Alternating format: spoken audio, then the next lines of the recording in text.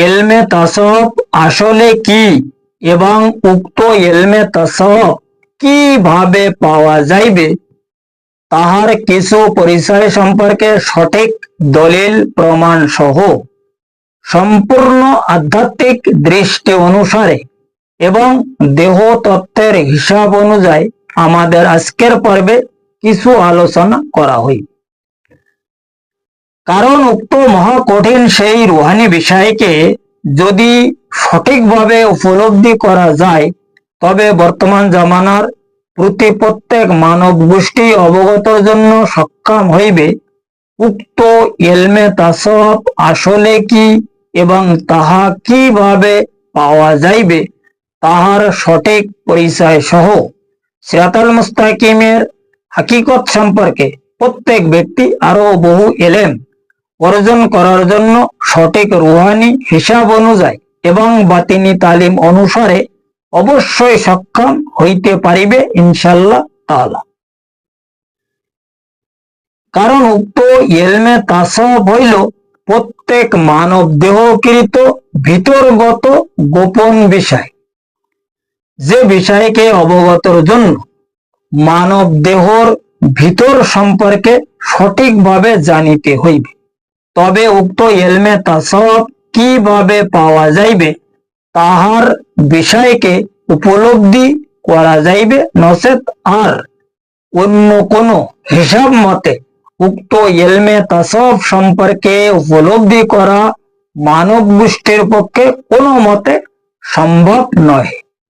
তাই ব্যক্তি যত বড় পাহাড় সমান কিতাবী বিদ্যার মহাপণ্ডিত হোক না কেন আর যত প্রকারের ইবাদত বন্দেগী আদায় করুক না কেন, উক্ত ইলমে তাসাউফ আসলে কি বস্তু তাহা উপলব্ধি করিতে কোনো মতে সক্ষম হইবে না, হাসিল করা তো বহু দূরের কথা।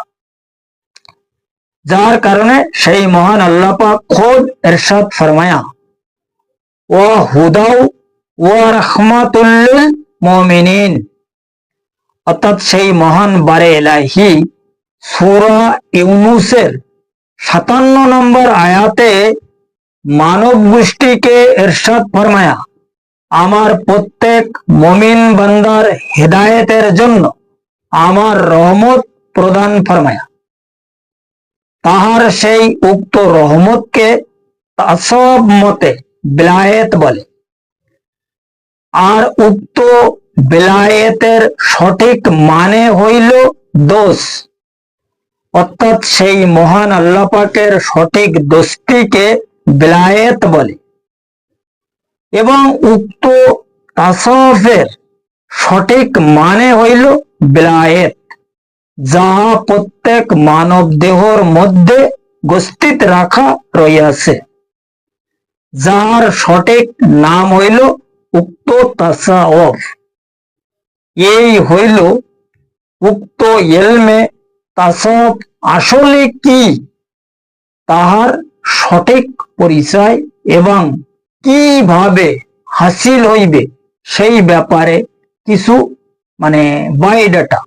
এই বিষয়টা হাসিল সম্পর্কে একজন মুকাম্মেল কামেল জাত ওলি কিংবা সেই মহান আল্লাহ পাকের কোন সঠিক মুর্শিদ দরকার হইবে, নচেত এই তাসাউফকৃত বিষয়কে বিলায়েতের বিষয়কে কোনো মতে হাসিল করা সম্ভব হইবে না। তাই যে যত প্রকারের চেষ্টা করুক না কেন, যাই হোক এই বিষয় যদি আরো কারোর পরিষ্কারভাবে জানা বোঝার ইচ্ছা হয় ডিসক্রিপশনে আমার মোবাইল নাম্বার দেওয়া আছে, ওই নাম্বারে যদি কেউ আমাদের সঙ্গে সম্পর্ক করে আরো ক্লিয়ার কাট ভাবে জানায়া বুঝাইয়া দেওয়া হইবে।